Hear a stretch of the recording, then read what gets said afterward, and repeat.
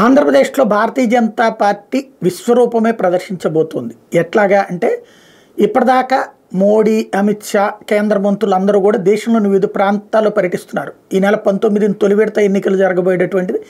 ఆ తర్వాత విడతల్లో జరిగేటటువంటి ఎన్నికల మీదనే ప్రధాన పాత్ర పోషిస్తున్నారు. అక్కడక్కడే తిరుగుతున్నారు ఎక్కువగా.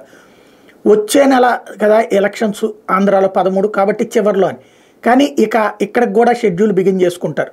ఏదైతే తాజాగా పవన్ కళ్యాణ్, పురంధేశ్వరి, చంద్రబాబు మీటింగు, దానికి అటు కేంద్ర ప్రభుత్వం వైపు బీజేపీ అధినాయకత్వం వైపు నుంచి వచ్చినటువంటి సింగు వీళ్ళందరూ కూర్చున్నటువంటి సమావేశంలో కీలకమైనటువంటి చర్చలే జరిగినాయి.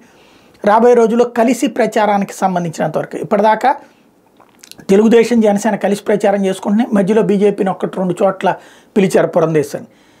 అంతకుముందు మోడీతో కలిపిన ఒక సభ మాత్రం కలిసి జరిగింది.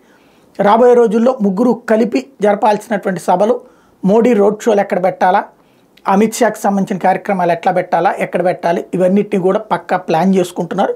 అంతా అయిన తర్వాత భారీ కార్యక్రమాలకి విశ్వరూపం చూపించేందుకు బీజేపీ సిద్ధపడబోతోంది.